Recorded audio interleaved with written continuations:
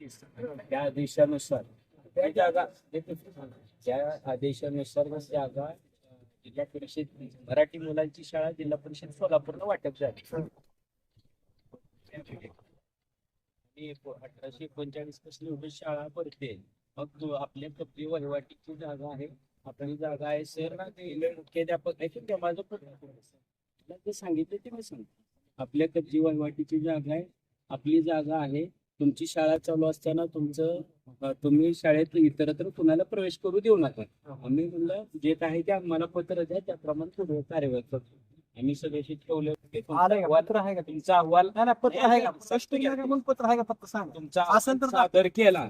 सांगू ना देतो म्हणले पत्र आज.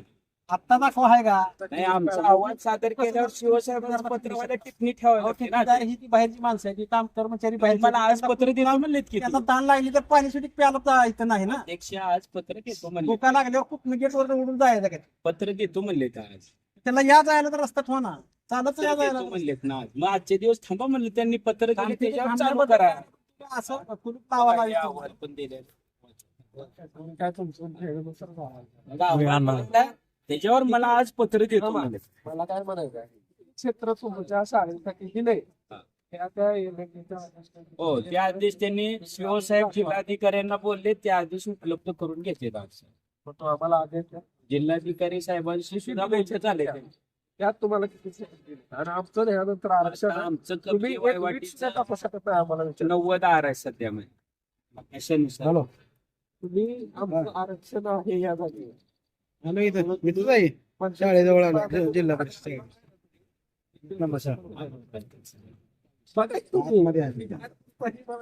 तुम्हाला काय करायचं आमच्या वरिष्ठांनी आज सांगितलं की बाबा आज काय करू देऊ नका तुम्ही, आम्ही देतो. त्यांचं जसं पत्र आले तसं माझं पत्र घेऊन तुम्हाला देतो. सर तुमचं पंचायत समिती संबंध नाही नाही, पंचायत समिती बांधाच संबंध नाही हो. हेच संबंध काय तुमचं शिक्षण शिकवणे आणि जे काय वर्ण अधिकारी तुम्हाला सांगतील त्याप्रमाणे follow. तोंड भांड करणे नाही. हो, हा किंवा एखाद्याला चल बाहेर म्हणणे कुलूप लावणे नाही बाहेर चल वगैरे असं आपण कुणाला म्हणलो नाही.